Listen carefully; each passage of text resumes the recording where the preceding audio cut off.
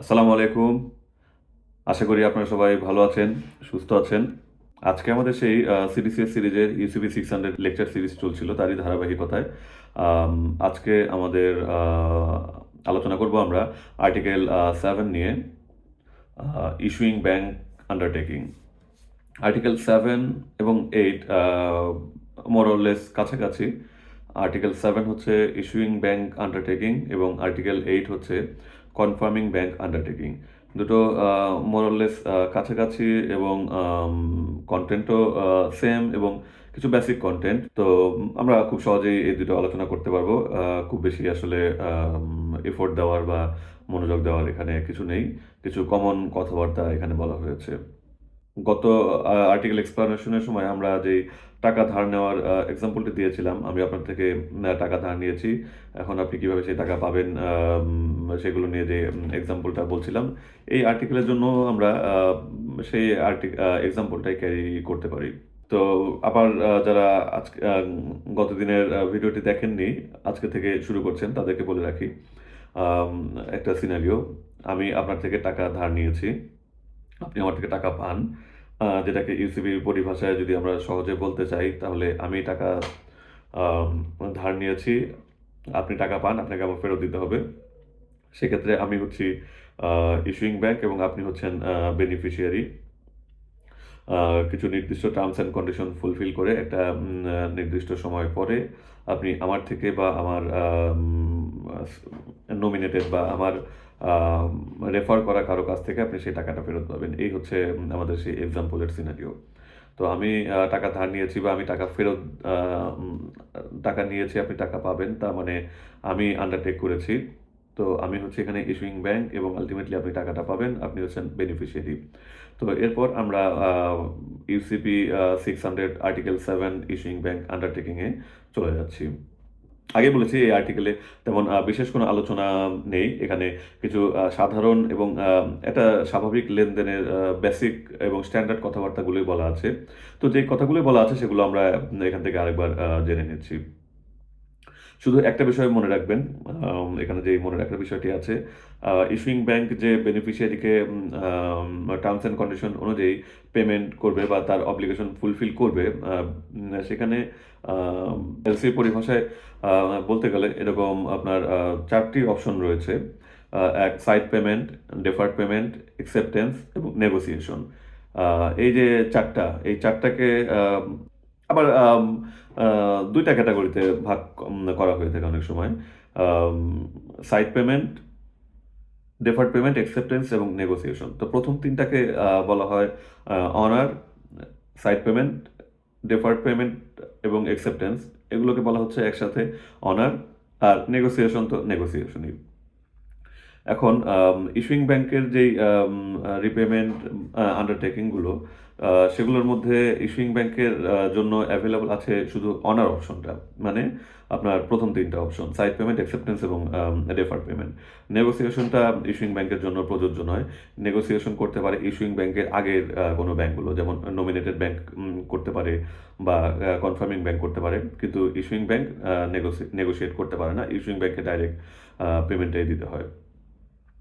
তো এই আম আল ব্যাপারটুকু মাথায় রেখে তারপর আমরা চলে যাচ্ছি আম আ ইসিবির আ আর্টিকেলগুলোতে কি বলা আছে তা জানার জন্য। Article 7 issuing bank undertaking point A. Point A তে বলা হচ্ছে, "Provided that the stipulated documents are presented to the nominated bank or to the issuing bank and constitute a complying presentation, the issuing bank must honor" আপনি আপনার দাবি আদায় করতে গেলে ১ম এই যে বিষয়টা ইম্পোর্টেন্ট সেটা হচ্ছে আম ডকুমেন্টগুলো কমপ্লাইং হতে হবে। তার মানে আপনি টাকা পান, আপনি টাকা পাবেন। কিন্তু কিছু নির্দিষ্ট কন্ডিশন দেয়া আছে। সেই কন্ডিশনগুলো ফুলফিল করে আসলেই আপনি টাকাটা পাবেন। হয়তো আম যখন আমি টাকাটা নিয়েছিলাম আপনার আমার মধ্যে যেই আলোচনা হয়েছিল যে আপনি কিভাবে টাকাটা পাবেন, তখন হয়তো বলা ছিল যে আপনি টাকা যখন নেয়ার সময় হবে তখন অবশ্যই আপনি আপনার ন্যাশনাল আইডি কার্ড নিয়ে আসবেন। বা আপনি আপনার পাসপোর্টের কপি নিয়ে আসবেন। এ ধরনের কোনো কথা হয়তো বলে দেওয়া হয়েছিল। তো আপনি ধরেন টাকা নেওয়ার সময় শুধু চলে আসলেন। তো আপনার আইডেন্টিটি প্রুফ করা গেল না। তো সেখানে হয়তো টাকা না দেওয়ার একটা সম্ভাবনা থাকলেও থাকতে পারে। একদম সিম্পল কেসে বলা। তো এলসিতে অবশ্যই পুরো ট্রান্সেকশনটা ঘটার জন্য এবং ট্রান্সেকশনটার প্রুফ হিসাবে বা এক্সিকিউশনের জন্য বেশ কিছু টার্মস অ্যান্ড কন্ডিশনস এবং ডকুমেন্টসের ব্যাপার থাকে। সেগুলো ফুলফিল করে করলেই আপনি টাকাটা পাবেন, এ ধরনের একটা কথা বলা থাকে। এলসি কিন্তু আপনার জন্য কোনো আনকন্ডিশনাল আন্ডারটেকিং না। এলসি অবশ্যই একটা কন্ডিশনাল আন্ডারটেকিং যে আপনি যদি আপনার টার্মস অ্যান্ড কন্ডিশন ফুলফিল করেন, তাহলে ইস্যুইং ব্যাংক আপনাকে টাকা আপনার পেমেন্ট করতে বা আপনার দাবি পূরণ করতে বাধ্য থাকবে। কিন্তু আপনি যদি আপনার অব্লিগেশন বা আপনার টার্মস অ্যান্ড কন্ডিশন আপনি ফুলফিল না করেন, তাহলে কিন্তু কোনো পক্ষেরই কোনো বাধ্যবাধকতা নেই আপনাকে পেমেন্ট করার বা আপনার দাবি পূরণ করার। তো এখানেও ১ম যে কথাটা দিয়ে শুরু হয়েছে তা হচ্ছে আম provided that the stipulated documents are presented to the nominated bank or to the issuing bank and constitute a complying presentation. এই complying প্রেজেন্টেশনটা হচ্ছে ইম্পর্টেন্ট। আপনি ডকুমেন্ট ইস্যুইং ব্যাংকের কাছে বা নমিনেটেড ব্যাংকের কাছে যার কাছে প্রেজেন্ট করেন না কেন, ফার্স্ট শর্ত হচ্ছে সেগুলো কমপ্লাইং প্রেজেন্টেশন কিনা, আপনি টার্মস অ্যান্ড কন্ডিশন ফুলফিল করেছেন কিনা। তো যদি ফুলফিল করে থাকেন, then the issuing bank must honour. এখানে কিন্তু বলা হয়নি যে issuing bank must honour or negotiate, কারণ ইস্যুইং ব্যাংকের কাছে অ্যাভেলেবল অপশনটা হচ্ছে শুধু অনার, এবং অনার হচ্ছে আপনার সাইড পেমেন্ট, অ্যাকসেপ্টেন্স এবং ডেফার্ড পেমেন্ট। তো ইস্যুইং ব্যাংকের কাছে যখনই আসবে, তখনই ইস্যুইং ব্যাংকের সেই টার্মস অ্যান্ড কন্ডিশন ফুলফিল করলে, কমপ্লেইন প্রেজেন্টেশন হলে ইস্যুইং ব্যাংক অনার করবে। এখন অনার করবে কিভাবে? অনারেরও বারবারই বলছি যে ৩টা ওয়ে আছে। The issuing bank must honor if the credit is available by side payment, deferred payment, or acceptance with the issuing bank. Issuing ব্যাংকের কাছে যখনই ডকুমেন্টটা আসবে এবং যেই ডকুমেন্টটা যদি কমপ্লাইন প্রেজেন্টেশন হয়, ইস্যুইং ব্যাংক অবশ্যই অনার করবে। কিভাবে অনার করবে? অনার করার অপশন আছে ৩টা। এখানে ৫ ছুঁয়ে সালাম করে অনার করার কথা বলা হচ্ছে না, বা মুরব্বি কাউকে দেখলে সিট ছেড়ে বসতে দিয়ে যে আমরা অনার করে থাকি, এই অনার না। এখানে অনারের এলসি পরিভাষায় অনারের ডেফিনেশন হচ্ছে ডিফারেন্ট: সাইড পেমেন্ট, অ্যাকসেপ্টেন্স অথবা ডেফার্ড পেমেন্ট আন্ডারটেকিং। তো ইস্যুইং ব্যাংকের কাছে যখন একটা ডকুমেন্ট আসবে এবং কমপ্লেইন প্রেজেন্টেশন হবে, ইস্যুইং ব্যাংক অবশ্যই সেটা অনার করবে if the credit is available by sight payment, deferred payment or acceptance with the issuing bank. যদি ইস্যুইং ব্যাংকের উপর অ্যাভেলেবল হয়ে থাকে, তাহলে ইস্যুইং ব্যাংক এগুলো অ্যাকসেপ্ট করে থাকবে। তারপরে বলা হচ্ছে side payment with a nominated bank and that nominated bank does not pay. আমাদের এক্সাম্পল থেকে আবার একটু হেল্প নিতে হচ্ছে। আপনার আমার যে লেনদেন, সেই লেনদেনে আমি বলেছিলাম যে একটা কিছু টার্মস অ্যান্ড কন্ডিশন ফুলফিল করে একটা সময় পরে আপনি আমার থেকে টাকাটা পেতে পারেন। অথবা আপনাকে বলেছিলাম যে কষ্ট করে আমি ঢাকায় থাকি, আপনার থেকে টাকা নিয়ে আমি ঢাকায় চলে এসেছি, বা আমাকে টাকা ধার দিয়ে আপনি ঢাকায় চলে গেছেন। আবার শুধু টাকা নেওয়ার জন্য আমার কাছে আসার দরকার নেই। আপনি ঢাকাতে থাকেন। ঢাকাতে আমার অনেক পরিচিত লোকজন আছে, যে কারো কাছে গিয়ে আপনি সেই টাকাটা নিতে পারেন। তো এখানে এলসির পরিভাষায় যে কারো আমার যে পরিচিত বা চেনা জানা যেই লোকগুলোর কথা বলা হচ্ছে, তাদেরকে আপনি এই ইউসিবির সাথে রিলেট করতে গেলে বলতে পারেন যে নমিনেটেড ব্যাংক। তো আমি ধার নিয়ে আবার সেই ক্যারেক্টারগুলো মনে রাখবেন। আমি হচ্ছি ধার নিয়েছিলাম ইস্যুইং ব্যাংক, আপনি টাকাটা পাবেন, আপনি বেনিফিশিয়ারি। আর বললাম যে টাকা ধার দিয়ে আপনি ঢাকায় চলে গেছেন। শুধু টাকাটা নেওয়ার জন্য আপনার আবার কষ্ট করে সিরাজগঞ্জ আসার দরকার নেই। তো আপনি ঢাকাতেই আমার পরিচিত অনেক লোকজন আছে, যে কারো কাছ থেকে গিয়ে আমার নাম বলে উপযুক্ত প্রমাণ দিয়ে কমপ্লেইন প্রেজেন্টেশন করে আপনি টাকাটা নিয়ে নিতে পারেন। তো ঢাকাতে যেই কারো কাছে আপনি যাচ্ছেন বা যাবেন আমার এই টাকাটা আদায়ের জন্য, তাদেরকে আপনি এই এলসি পরিভাষায় বলতে পারেন নমিনেটেড ব্যাংক। তো এখন আমরা আর্টিকেল 7 এর পয়েন্ট এর ২ নাম্বার অপশনটা আরেকবার একটু দেখে নিচ্ছি। If the issuing bank must honour if the credit is available by sight payment with a nominated bank and that nominated bank does not pay. বলেছিলাম যে আমার ঢাকায় আমার ভাইয়ের কাছে গেলেই ভাই টাকাটা দিয়ে দেবে, আমার কথা বললেই হবে। তো আপনি গিয়েছেন সে আমার ভাইয়ের কাছে বা আমার ভাইরূপী নমিনেটেড ব্যাংকের কাছে। তো আমার ভাই বা আমার নমিনেটেড ব্যাংক সেই টাকা দিয়ে দিতে অপারগতা প্রকাশ করেছে। সাইড পেমেন্ট সে বলেছে আমি দিতে পারবো না, এখন আমার কাছে টাকা নেই, বা ওকে চিনি না, বা যে কোনো কারণেই বললো যে আমি দিতে পারিনি। তো তখন অবশ্যই আপনি কমন সেন্স যেটা, আপনি আমার কাছে আবার ফেরত যাবেন। সেটাই side payment with a nominated bank and that nominated bank does not pay. আমার ভাইয়ের কাছে গিয়েছিলেন ঢাকায়, আমার ভাই পেমেন্ট দেয়নি, আমাকে চেনেনি বা ভাইয়ের কাছে টাকা নেই, কোনো কারণে দেয়নি। তখন সে আবার ইস্যুইং ব্যাংক বা আপনি আবার আমার কাছে ফেরত আসবেন, আমি টাকাটা দিয়ে দেবো। আর্টিকেল 7 এর পয়েন্ট এর অপশন 3 তে আবার বলছে, deferred payment with a nominated bank and that nominated bank does not incur its deferred payment undertaking or having incurred its deferred payment undertaking does not pay at maturity. সেই আবার আমার ঢাকার আমার ভাইয়ের কথা বলতে হচ্ছে। প্রথম অপশন ছিল আপনার অনারের 3টা, সাইড পেমেন্ট, ডেফার্ড পেমেন্ট এবং অ্যাকসেপ্টেন্স। তো আগের কথায় আমরা বললাম সাইড পেমেন্টের কথা, এখন আসছে আমার ডেফার্ড পেমেন্টের কথা। এবার হচ্ছে ডেফার্ড পেমেন্ট যেহেতু, তো ভাই প্রথমে যেটা করবে আপনাকে একটা ডেফার্ড পেমেন্ট আন্ডারটেকিং দিবে বা নমিনেটেড ব্যাংক আপনাকে ডেফার্ড পেমেন্ট আন্ডারটেকিং দিবে এবং বলবে যে আপনি 30 দিন এলসি টার্মস অ্যান্ড কন্ডিশন অনুযায়ী আপনি 30 দিন পরে আসেন বা 2 মাস পরে আসেন, এসে টার্মস অ্যান্ড কন্ডিশন অনুযায়ী টাকাটা নিয়ে যাবেন। তো আপনি গেলেন আমার ভাইয়ের কাছে ঢাকায়, আমি তো আছি সিরাজগঞ্জে, আপনি গেছেন ঢাকায়। তো আমার ভাই প্রথমেই বলল যে আমি এই দায়িত্বই নিতে পারবো না, তোমাকে ডেফার্ড পেমেন্ট আন্ডারটেকিং দিতে পারবো না। স্বাভাবিকভাবেই তখন আপনি আবার আমার কাছে ফেরত আসতে হবে ডেফার্ড পেমেন্ট আন্ডারটেকিং এর জন্য। ভাই তোমার ভাইয়ের কাছে গিয়েছিলাম, আপনার ভাই তো টাকা আন্ডারটেকিং দিতে রাজি না। তখন আমাকে বলতে হবে ঠিক আছে নাও, আমি আন্ডারটেকিং দিয়ে দিলাম। তো হয়তো আমার ভাই প্রথম কাজটি করেনি। ডেফার্ড পেমেন্ট আন্ডারটেকিং এর 2টি অপশন আছে। এক হচ্ছে আপনি প্রথমে আন্ডারটেকিং দিবেন, আন্ডারটেকিং পাবেন মানে আমার নমিনেটেড ব্যাংক থেকে। পাওয়ার পরে সেই আপনার টেনর শেষ হলে এন্ড অফ দ্য টেনর বা ম্যাচুরিটি ডেটে গিয়ে আপনি টাকাটা পাবেন। তো প্রথমে আমার ভাইয়ের কাছে গেলেন বা নমিনেটেড ব্যাংকে গেলেন, সে প্রথমেই বলল যে না আমি আন্ডারটেকিং দিতে পারবো না। তো তখন আবার আমার কাছে ফেরত আসতে হবে, বা আন্ডারটেকিং দিল, আপনার ম্যাচুরিটি ডেটে গিয়ে বললো যে না আমি পেমেন্ট দিতে পারবো না। তখন আপনি আবার আমার কাছে ফেরত আসতে হবে বা আসতে পারবেন। এটাই বলা হয়েছে, the issuing bank must honour if the credit is available by deferred payment with a nominated bank and that nominated bank does not incur its deferred payment undertaking or having incurred its deferred payment undertaking does not pay at maturity. তাহলে আমরা কিন্তু অনারের 2টা point বলে ফেললাম, side payment এবং deferred payment. এরপর আরেকটা option রয়ে গেছে অ্যাকসেপ্টেন্স। তো আর্টিকেল 7 ইস্যুইং ব্যাংক আন্ডারটেকিং এর পয়েন্ট এর 4 নম্বর যে পয়েন্টটা, সেই 4 নম্বর পয়েন্টে কিন্তু সেই অনারের যে থার্ড অপশন সেটা নিয়ে বলা হয়েছে। The issuing bank must honour if the credit is available by acceptance with a nominated bank and that nominated bank does not accept a draft drawn on it or having accepted a draft drawn on it does not pay at maturity. আবার সেই আমার ভাইয়ের কথা বলছি, nominated bank, তার কাছে গিয়েছেন, এবার অ্যাভেলেবল ছিল বাই অ্যাকসেপ্টেন্স, আপনি ড্রাফট নিয়ে গেছেন, আমার ভাই সে ড্রাফট অ্যাকসেপ্ট করেনি বা ড্রাফট অ্যাকসেপ্ট করেছে, ম্যাচুরিটিতে পেমেন্ট দিতে পারেনি। এসব ক্ষেত্রেও আপনি আবার আপনার লাস্ট রিসোর্ট হচ্ছে আপনি ইস্যুইং ব্যাংকের কাছে ফেরত আসা। এখানে যা বলা হচ্ছে পুরো আগেই বলেছি যে আর্টিকেল 7 এবং আর্টিকেল 8 দুটো আর্টিকেলই বেসিক কথাবার্তা নিয়ে আলোচনা। আপনার কমন সেন্সে যা বলে সে ধরনের কথাবার্তাগুলো এখানে বলা। যেহেতু আমি টাকা ধার নিয়েছি, আমি বলেছি ও দিবে, ও দেবে, কেউ এইভাবে এই মোডে দেবে, ওই মোডে দেবে। আপনি চাইলে তাদের কাছে যেতে পারেন, তারা দেওয়ার কথা, আমার ওই ধরনের একটা অ্যারেঞ্জমেন্ট তাদের সাথে থাকার কথা।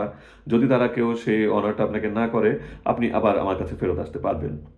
তো বলেছি যে ইস্যুইং ব্যাংক করতে পারে শুধু অনার, এবং ইস্যুইং ব্যাংকের উপর এলসিগুলো বাই নেগোসিয়েশন অ্যাভেলেবল থাকে না। বাই নেগোসিয়েশন অ্যাভেলেবল থাকে হচ্ছে ইস্যুইং ব্যাংকের আগের ব্যাংকগুলো, নমিনেটেড ব্যাংক, কনফার্মিং ব্যাংক, এ ধরনের কোনো ব্যাংক থাকলে সেগুলো। তো আমরা article 7 issuing bank undertaking point 1 এর 5 অপশন যেটা, সেটাতে দেখছি the issuing bank must honor if the credit is available by negotiation with a nominated bank and that nominated bank does not negotiate. তো অনারও ছিল, যদি অন্যান্য ব্যাংকগুলো অনার না করে ইস্যুইং ব্যাংক সেই অনার করবে। নমিনেটেড ব্যাংক যদি নেগোশিয়েট না করে তারপরেও ইস্যুইং ব্যাংক, তখন ইস্যুইং ব্যাংক নেগোশিয়েট করে দিয়ে দেবে না, ইস্যুইং ব্যাংক সেটাকে অনার করেই পেমেন্টটা সেটেল করবে। এ ছিল আমাদের পয়েন্ট এ। এরপর চলে যাচ্ছি আমরা পয়েন্ট বিতে। An issuing bank is irrevocably bound to honor as of the time it issues the credit. তো এখন বলা হচ্ছে যে ইস্যুইং ব্যাংক আসলে কোন সময় থেকে আপনার পেমেন্টটা দিতে বাধ্য, বা আমি কোন সময় থেকে আপনার এই পেমেন্টটা দিতে বাধ্য। তো কমন কথা হচ্ছে যে আমি যখন টাকাটা ধার নিয়েছি তখন থেকেই আমি পেমেন্ট দিতে বাধ্য। কথা আছে যে আপনি কিছু টার্মস অ্যান্ড কন্ডিশন ফুলফিল করতে হবে। কিন্তু যদি টার্মস অ্যান্ড কন্ডিশন ফুলফিল করবেন ধরে নিয়ে বলা হচ্ছে যে টাইমে আমি টাকাটা ধার নিয়েছি সেই সময় থেকেই আমি আসলে টাকাটা দিতে বাধ্য। একদম ইমিডিয়েটলি দেবো না ৩ মাস পরে দেবো না ১ মাস পরে দেবো সেটা আমার আর আপনার মধ্যে ডিসাইডেড হবে। কিন্তু যেদিন আমি ধার নিয়েছি সেদিন থেকেই আমি বাধ্য আপনাকে টাকাটা ফেরত দিতে। তো এখানেও তাই। An issuing bank is irrevocably bound to honour as of the time it issues the credit.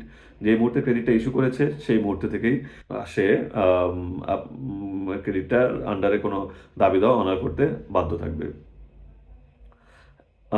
আমরা চলে যাচ্ছি পরবর্তী পয়েন্টে। Article 7, Issuing Bank Undertaking, Point C.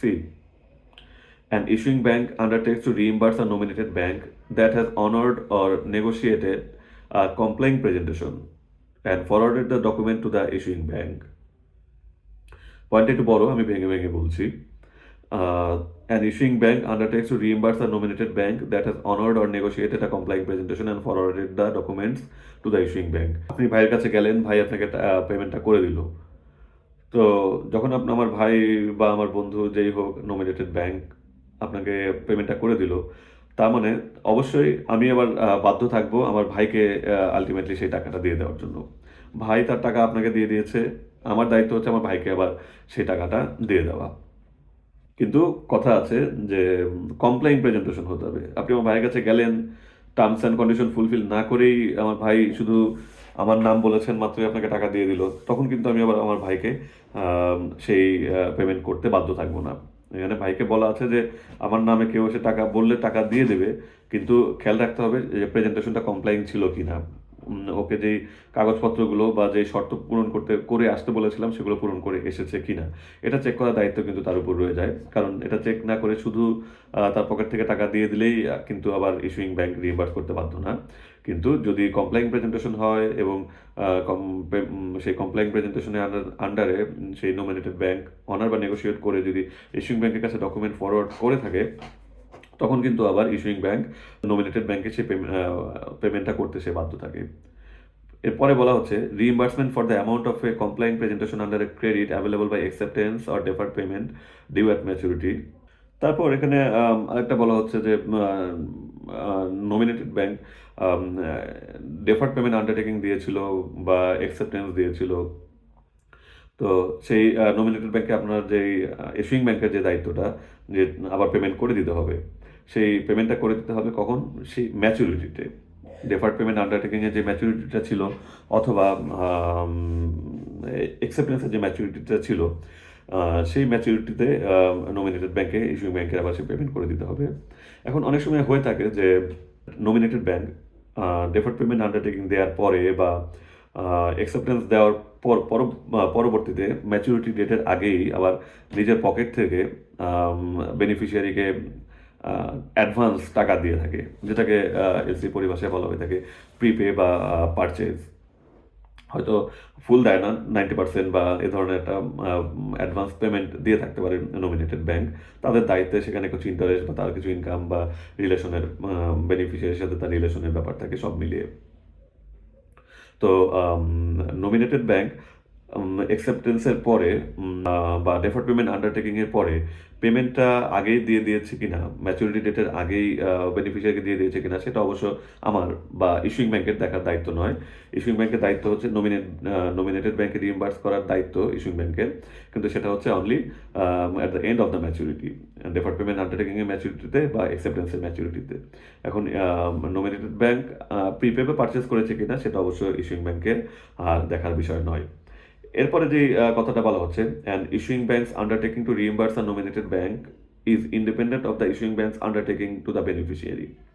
এখন একটা ব্যাপার চলে আসতে পারে যে আমি একবার আপনাকে কথা দিয়েছি যে আপনাকে আমি টাকা দেব, আবার আমি আমার কথা দিলাম যে আমার ভাইকেও আমি টাকাটা দিব। তো ২ জায়গায় আমি কথা দিলাম, ২ জায়গায় টাকা দিব, তাহলে তো আমার ডাবল পেমেন্ট হয়ে যায় কিনা? আসলে ব্যাপারটা তো তা না। যদি আমার ভাই আপনাকে টাকা দিয়ে থাকে তাহলে আমি টাকাটা রিপে করবো আমার ভাইকে। যদি আমার ভাই আপনাকে পেমেন্টটা না করে থাকে তাহলে আল্টিমেটলি আমি আপনাকে পেমেন্টটা করব।